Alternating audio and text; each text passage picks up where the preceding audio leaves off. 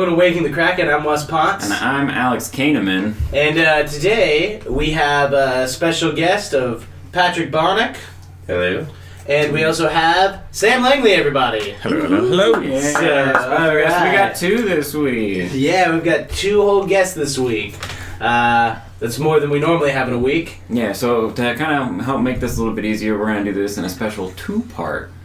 You're not only going to get 1 episode with Patrick and Sam, you're going to get 2. 2 for the price of 1. For the price of 1. For the price of free, you're going to get 2 episodes. Yeah. So we just got finished the whole Thanksgiving break holiday, and Wes, what did anybody do anything interesting? How'd it go? On my break? Anybody? Oh, okay. Yeah, Wes. Yeah, Wes. We'll start with me, seeing how my name is in the show. Yeah. So my holiday break, me and Chloe, we went down to my cabin. We met the whole family. It's the first time she ever met them. So we just saw how that went. It was really nice. We had a good time. Then we came back and we watched a lot of that. We watched that new show on HBO, The Deuce. Oh, Have you heard of nice. that? It's kind of like The Wire except with prostitutes. Yeah, so that's pretty dope. Is that the one where James Franco plays the twin brothers? Yeah, and it has Maggie and Gyllenhaal. Yeah. But we watched almost the whole thing at that time and stuff. So it was a really interesting episode. Yeah. Or not episode, series. But I'm done with that now. Right on. Yeah, I finally got around to watching more of Mindhunter, and I forgot how much I liked it. Dude, Mindhunter's so good. Yeah, I hadn't gotten to the part where they met the unorganized serial killer yet, and so I just completely forgot how intriguing it was to meet a serial killer and learn and have those episodes where they're learning about him and seeing how it affects Holden's character, because I'm noticing he's they're making it quite obvious that he's just flip-flopping his persona. He's almost completely the opposite from what he was. So I'm assuming by the end of the season that's... I read that they've got 3 new serial killers that they're going to bring on to the next big serial killers. So I'm kind of trying to speculate which ones they may be. And right now they're hovering around 1980 something. Yeah. So it's too soon for Jeffrey Dahmer, because Jeffrey Dahmer got caught in 92. Yeah. Unless they they're not going to show him yet, because obviously unless they just jump a decade in the next season and stuff. Yeah. Well, so I'm thinking it'd probably be Ted Bundy might be one of them, because he really liked helping out. They could be including him as the 3rd one at the end of the season, just a tease. That's true. I feel though they've been they've kind of stuck to about a year and a half so far, and I feel there's a lot of murders, because there was a lot in there that I didn't necessarily know about whenever that. So I feel they're gonna wait for Jeffrey Dahmer until plus he's got a movie coming out next year. That's that thing. They're probably gonna try to steer away from that for a minute, just to kind of so they don't get overshadowed. Right. So. Yeah. Yeah. So I just have to tell you about this place that I stayed at. Okay. So we rented this I guess it was a timeshare or a condo or something. I don't know. It said could sleep 16 people. There was 4 bedrooms, I think, and there was 5 beds total. And so we showed up and there's immediately nowhere for us to sleep. So that automatically was just kind of odd and weird. We were just that's really strange. So this place isn't super professional. And then we start walking around, and the whole place has all of these crazy awesome gigantic movie posters, and there's different themes where one area it's King Kong and Godzilla, and then there's Did you stay at the Wax Museum? no. And then I took the Bill Clinton suite, and there was just him, and he was just staring at me all night. It was weird. Yeah, and there's a sarcophagus that was actually just a shelving, it was an Egyptian sarcophagus. Was that one of the things they counted as a bed? No. I was stuck on Bill. I was just expecting you open up the coffin and there's Hillary. I was oh. Right. And it had each bedroom had its own closet with a washer and dryer in it, and then it had a racquetball court. And also, in the garage, there was this gigantic King Kong head just leaning against the wall. And then, it's 3 floors, so, also downstairs, there's, this random area that looks like it has all this furniture that's, designed specifically for, having sex on. And there's even, a doctor's table that has, a race car seat kind of on it instead, and it's got, the stuff for, stirrups on it. It's a stirrup table.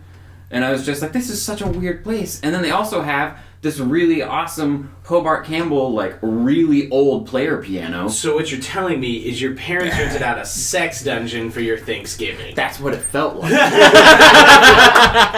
Yeah, and what was even weirder, like, I mean, but the place was really nice. Like, it had, like, a movie theater room and everything. And, Right. like big open areas. It had character, Alex. It had character. Yeah. That's Yeah, it was a strange place. But I got to go to Silver Dollar City. And So we should totally rent that again. Yeah, exactly. Like, Yeah, we got Season finale, boys. Yeah, yeah. let's just shoot an episode of MTV Cribs there and just pretend like it's our house. And you go down to that one area, you're like, and this is where the magic happens. Yeah, right. And like it's just really weird. This is where we record all of our podcasts. We just use lavalier, so Welcome you to can the only hear the sex voice. pit. I've always wanted there to be an episode of MTV's Cribs where it's Dumbledore showing you through Hogwarts, and every room he's like, and this is where the magic happens. So, Patrick, what was you got a big old Catholic family. How was Thanksgiving? It was actually good this year. We didn't talk about politics, which is always a plus. Yeah. We didn't talk about religion, Which is also a plus because my older brother is a priest, and that always gets brought up at any It's family kind of event. his occupation. Like It's kind of his thing. You can't really blame the guy when the family gets together and goes like, "So, what have you been up to lately with your job?" And he's like, "Oh, God." Like, and then it's automatically religion gets taught. Like, Pretty much. And also, most of my family felt like shit because we forgot my brother-in-law's birthday was the day after Thanksgiving.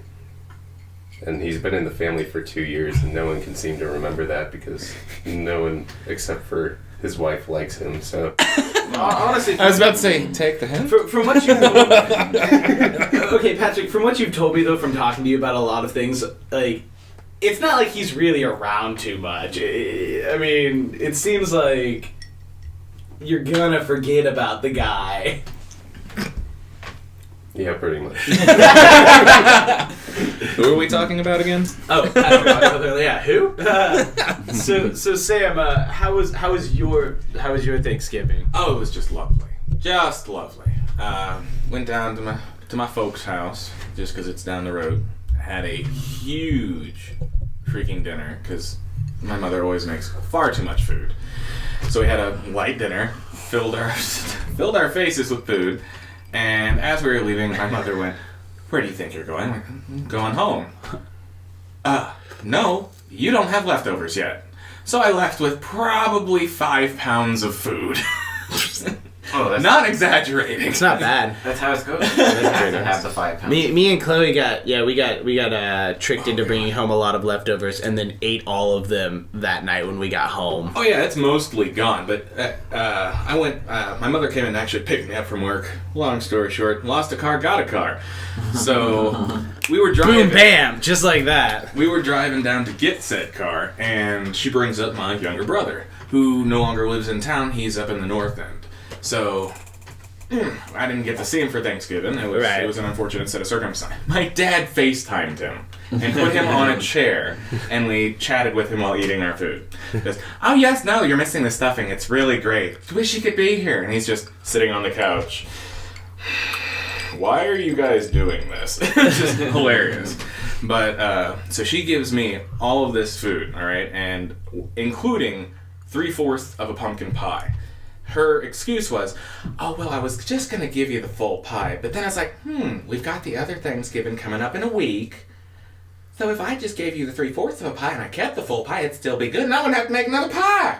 Like, that's smart, Mom. Your That's mom gets smart. aggressively Southern when you talk about her. She's not that Southern. It's how I hear her, I guess. It's like a golden girl. So How she resonates in your soul. pretty much. I say she's a good old gal. Yeah. But so we're driving to pick up this car, and she turns off and says, "And your brother, God rest his soul, we went and we loaded him up. He got all the ham balls. He got all the brownies. Oh, and I sent the pie with him too." I'm like, "Mom, well, I'm glad you gave him a pie, but what are you going to do for the other Thanksgiving now?" She goes, "I don't even know. I didn't want to, but I guess I'll just figure something out." Okay. Oh, all right, Mom. Have fun with that. I say, take care of Jake. I appreciate it. Give him my love. So we have Sam, here, obviously, for the first time, and I've been wanting to talk about this for the past few episodes, but I was going to wait till he showed up on the podcast. Sam has a really unique drink of choice. Obviously, today he brought Kraken. It's half of what he puts in his drink of choice. On What's Haunting Wes and Nate, we came up with a weird drink, which is rum, and it's raspberry cranberry juice. Which we decided that's what was haunting us. However, but Sam has the fucking weirdest combination of a drink that I've ever seen. He brought it over one night. You remember the one night when he came over and hung out? It was Kraken rum, I believe. Oh, yes. And purple Powerade. Yep.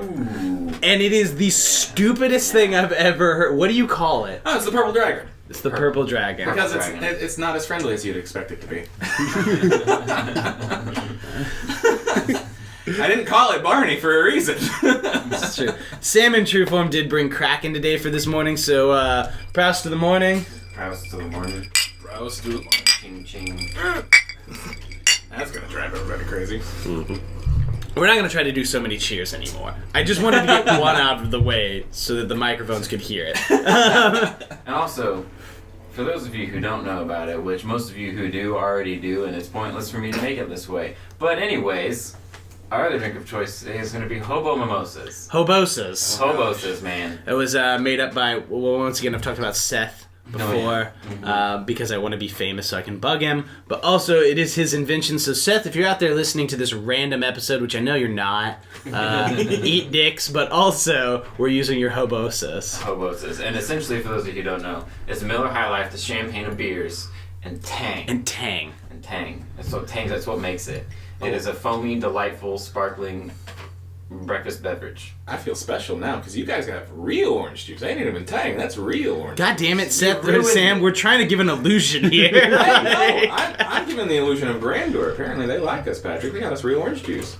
Patrick got us real I orange got juice. us real orange juice. Patrick, you like us. No, if you really liked us, you would have found Tang because we're that. Yeah, we're trying to be poor here. Like, this is why we need to set up a You Patreon. heard it first here, folks. We're trying. We need to set up a Patreon so that we can actually have decadent things. We're trying to give the illusion that we're poor. Oh, yes. Also, you can't buy Tang at Come and Go, just letting you people know. Oh, God. All right, I don't now. care if it's Crystal Light packets, man. That gives it that extra zing of fakeness. Yeah, or we could just like change it out for like the orange 5-hour energies. Oh, God. Oh God, that would. Mix one over 10 hours, man. Say that. Okay, so I've got a story about like energy with liquor. When I was in college, one of the parties that I went to.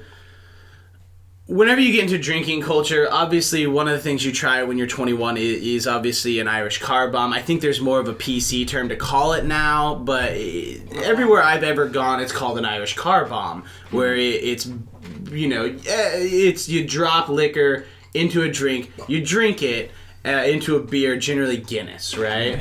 So I went to this party one time, and I think Sam was actually at that party because I've known Sam for years now. But I seem to remember there was a party that we went to where instead of Guinness, they got a coffee stout. And we started to do car bombs with this coffee stout because it's delicious. Obviously, if you mix Baileys in with something that tastes like coffee, you feel like you're already drinking something. However, the most terrible detriment for this problem of this drink was it got you really, really drunk, really, really fast.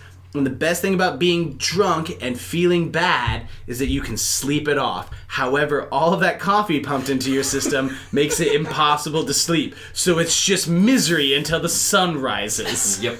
And so we were all just miserable and sick for hours. I don't think I went to bed until like noon the next day, and I just crashed. But like it was just 15 people in this house that stayed over that were just sick as shit because we just plowed and there were like 100 people at that party, but like the 15 that remained that decided not to go home because they were just too much. We all just kind of colloquially sat around and just talked about how miserable we were. Yep. Man, I really wish I hadn't done all of those car bombs at that coffee stop. Yeah. Long story short, never use a coffee stop for a car bomb because you'll regret it. I promise. Mm-hmm. May I take your coffee Irish car bombs and raise you with another story that you also know at another one of your parties? Oh my god. Okay, let's do it. So Sam is here to embarrass me by telling me all my horror stories. Oh no, this is the best part. It's just you were just there and at your location. This is about my terrible mistakes. Okay, yeah, go for it. You remember, or should, the headshot. I think There's a it's picture hazy. of it somewhere, actually. It was whenever we had a bunch of people coming up from uptown, and they were coming for the first time to visit us. And we had a bottle of Jameson. Okay. So that was the liquor part of it. And then the reason why it was a shot was because what you mixed it with was this awful concoction you can get from Hot Topic called zombie. Oh god, not this. No, that was terrible. It's called zombie You did blood. this to us. Yes, I did. That's what I'm saying. It was my terrible mistake. And it was zombie blood. And it was this bright, neon, just effervescent green. And it was lemon lime flavored. And it was an energy drink in a blood pack. So it was zombie blood that you could just hang up and you opened it over your mouth and just let it into your mouth. It was gross. So I'm like, well, I don't know about this, and I may or may not have paid for it. Don't remember at this point in time, but probably not. You just take a bit, put a little bit of your Jameson in there, and then top it off with this zombie blood, so it gives this weird green tinge. And how do you kill zombies? Shoot them in the head. Zombie headshot. Sam is throwing it back for our audience that isn't here to watch. Yeah. And they were awful. Throwing it back. I have an audience of 3. That's all I need. That's all Sam needs.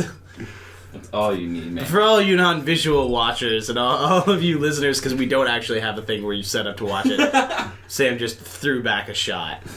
Headshot. Because I'm pretty sure that got said in that way way too many times that night. God, and I can't even think of the bigger guy's name. I'm still friends with him, but we stayed at his place whenever we went uptown. Michaels? Jacobs? No, neither. Big guy. Way uptown. Doesn't matter. Anyway, yeah. I destroyed him. I felt really bad because he was like, this ain't half bad, and just kept taking him. I'm like, ooh, buddy. And the same thing happened. He was just hyped up and sick as a dog. Oh, it was terrible. Uppers and downers. Yeah. So the other day I took a test online, and this is going to spark another conversation, but I took a test, and it was, let me pull it up. It was a murderous villain test. I took a personality test to see which historical murderous villain I fell most in line with.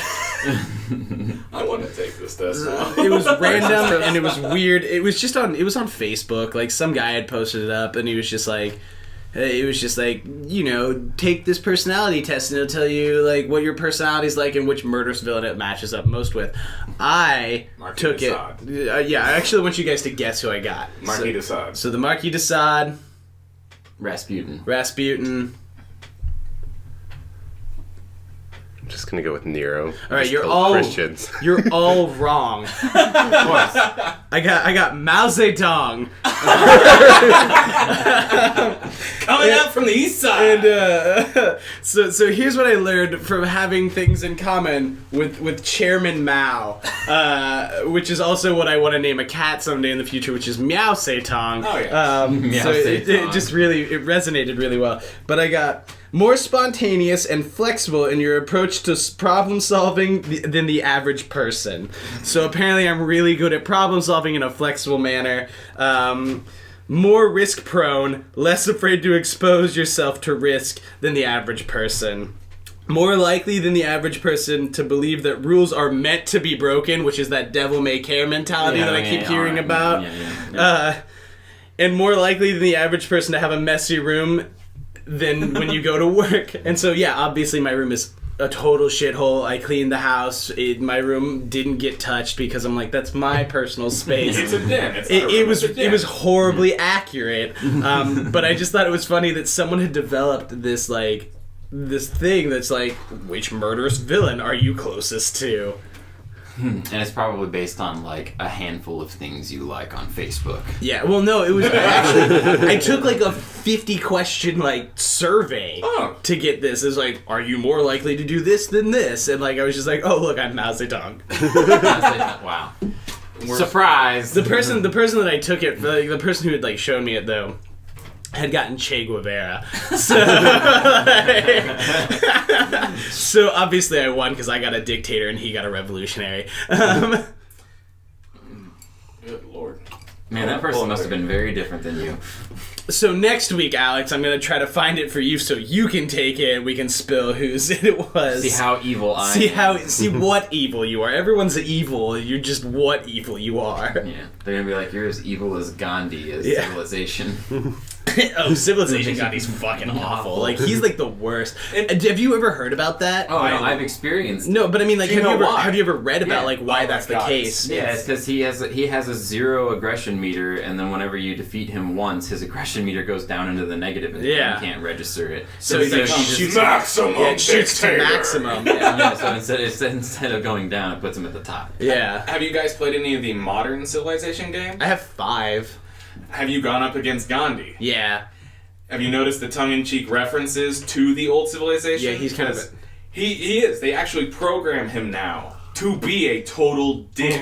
He's either super awesome, normal, regular Gandhi, or I'm going to nuke the world. Him and Queen Elizabeth and Alexander the Great are the worst people to go up against. Like, every time I go up against Alexander the Great, he's this smug asshole that can't ever defeat me. Like, I'll come at him with tanks. He's like, I got hoplites, and then I just like roll over him, and he's like, well, damn it. And I'm like, what did you think, Alexander? No one can, like, with your fucking canvas armor, you think you can go against my tanks? Great dumbass, am I right? So Patrick, we haven't heard much from you. What's it? You said okay. So I'm opening up this like loaded gun of a question because Patrick messaged me yesterday and said, "So I have some really weird topics of conversation to talk about for your podcast." And I'm actually kind of worried I'm going to open up this can of worms, but I'm gonna do it right now because let's do it. There's that can of worms being opened. There's the sound of the can of worms. All right. So number 1. So, the top of the weirdest things that have happened to me recently is Wes knows that I go to a really shitty dive bar / strip club downtown. It's more a strip club than a dive bar. Patrick uses it as a dive bar, but it's a strip club. Because I only drink there.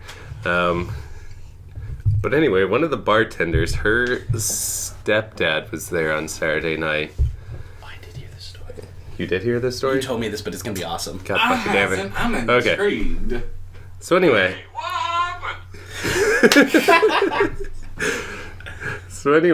I'm sitting at the bar, I'm having a drink, and this guy comes up to me and puts his arm around my shoulder. And then he positions his hand on my neck and he starts massaging my neck. And he tells me that I'm a very handsome man. This guy's completely drunk. And he's like, "You're very handsome. What do you think about men?" And I'm like, I'm interested in women. Are you videotaping this right now? Yes, I am. Stop talking about it on the camera. You have the worst luck with it. You have the worst luck with this kind of thing. Yeah. So anyway, he goes and he continues to massage my neck, and he's like, "I want to suck your dick." And this guy's like 60 years old. Have you heard of subtlety, sir? Because I haven't. Sorry. But I'm like, I tell him that he's like hurting my neck, and he backs off.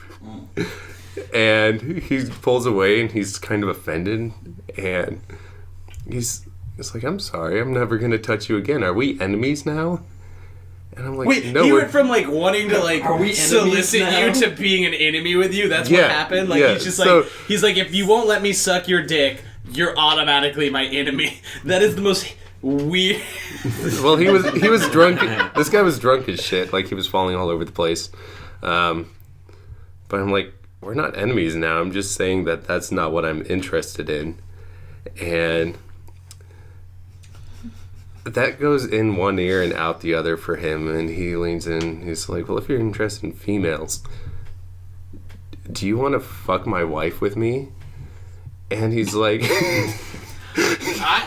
Damn. Oh. And he's like... Please continue. He's like... I'm sorry for viewers, this gets a little explicit right here. He says, I could... It's like, I'd be eating her out and you could just be ramming her in the ass. Okay, no, quit. Just... I'm gonna just cut it off there for that part. Then he was just a strange dude that asked you a lot of explicit questions. And I do have to say, with your response though, at the first part of that whole conversation, whenever and then he started rubbing my neck. He's like, I want to suck your dick. The fact that you're so deadpan with the way that you say things is like, yeah, no, I want to suck your dick. And then, he started rubbing my neck and I was like, hey, you're hurting me. But the way my mind raced was immediately like sitcom or something where it's like, hey, I want to suck your dick. And you're like, stop it, you're hurting me. I'm like, holy crap, we're getting into some weird ass shit all of a sudden, man. Yeah, right. Like, whoa now. Stop it, you're hurting me. But it's funny whenever you say, stop it, you're hurting me. You're hurting me. Because it's probably exactly how you said it to it is exactly how I said it to him. Stop it, you're hurting me. Oh, are we enemies now? Also, you have to keep in mind with this story, Patrick, how tall are you? 6'3". How much do you weigh? 270 pounds. That's the information you need. Yeah, this guy was just like, this gigantic man was like, stop it, you're hurting You're me. hurting. To a 60-year-old. What's wrong with you, you bastard? Now you realize he's a big old he's a big old cuddly teddy bear, our Patrick here.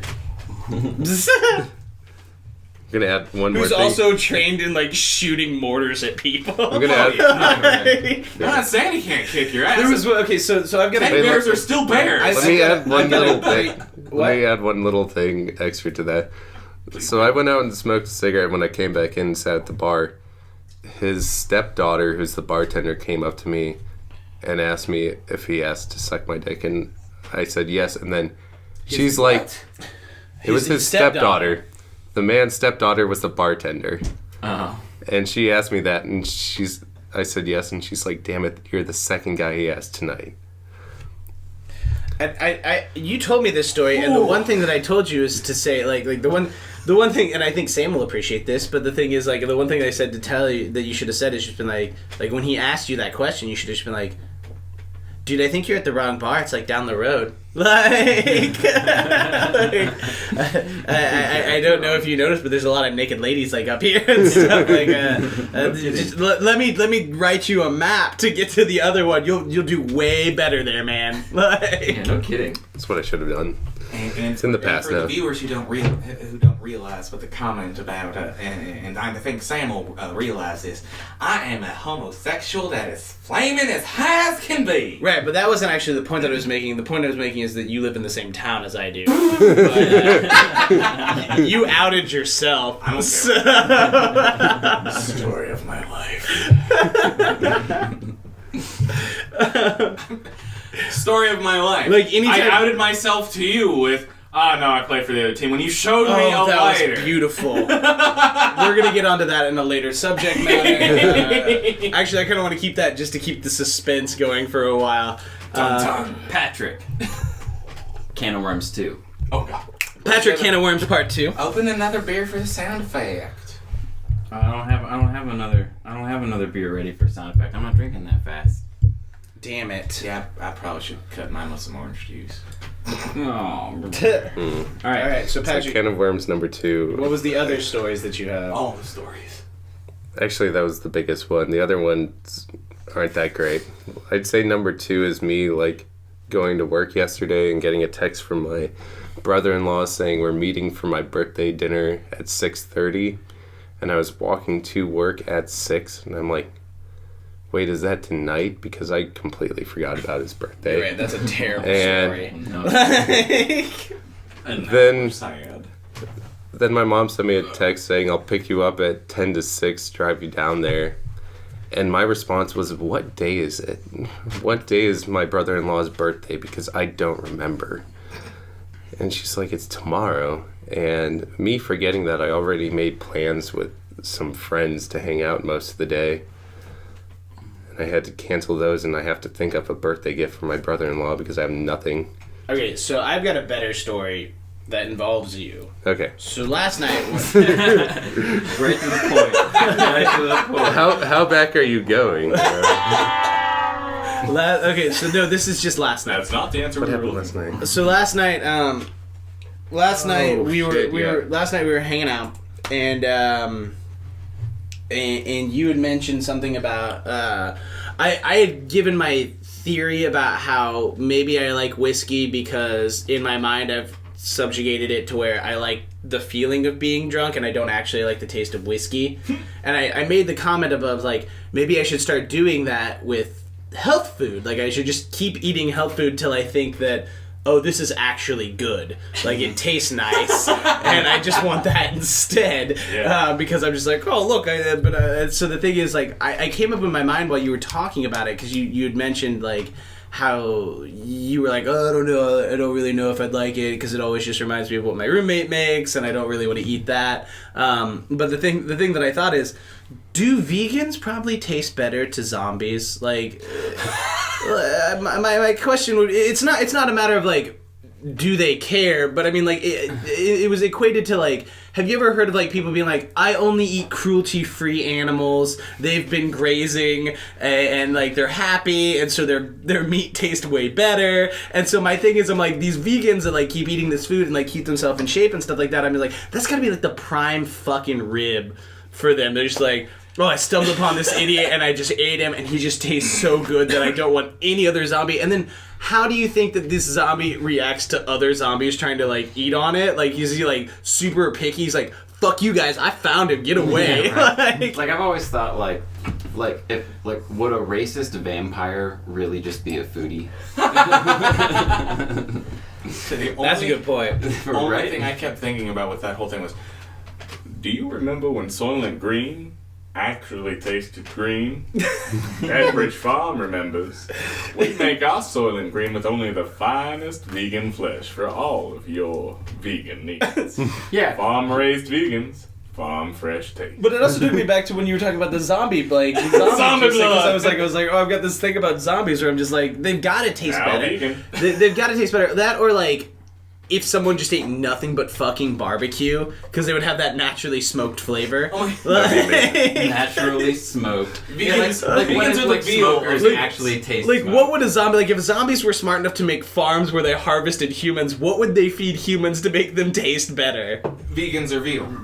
Okay, yeah, vegans would be...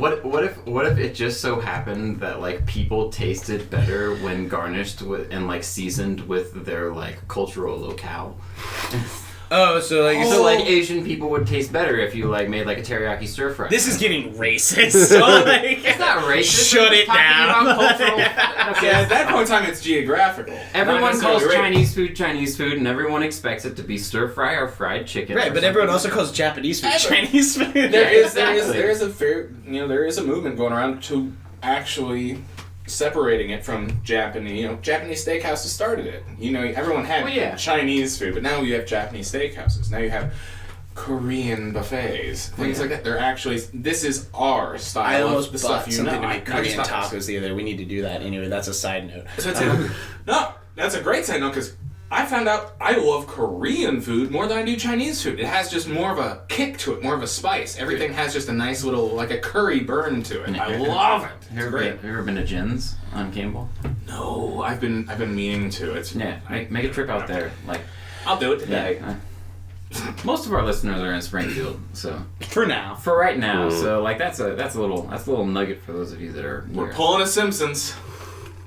We're in every Springfield. Exactly. Except I have mentioned the Midwest. So live from the Midwest coast. Hey, that's still a Like, few Springfields. That's a lot of Springfields. That's Yeah. even if you say Midwest, that's a couple of Springfields. Yeah, there's one in every state, so that's at least all of the Midwest states. That's true. Live from the Midwest coast. So, this is the Nautilus. Dum dum dum. The Nautilus. Uh, Midwest coast. Everybody shits on the League of Extraordinary Gentlemen, but I love that's my favorite thing about that stupid movie. Okay, everyone shits on it for good reason, but looking at the novelist, I love. Okay, no, that is not. Okay, there's no reason to shit on that movie.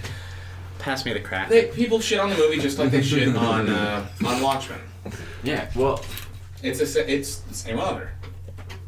It's the same deal. Although, to be honest, he wrote Watchmen for he wrote it in such a way that it should never be made into a movie. He wanted to write it in such a difficult way that they couldn't do it in a movie format. Yeah. At least that's what I always heard.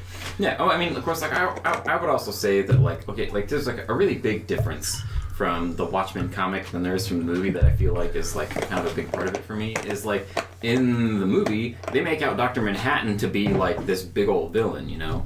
Yeah. Yeah, and like and in the comic book, like 1 minute. 1 minute. Oh, okay, yeah. I've got but in the comic book it's still, you know, just about the same. Like I mean, like he's not.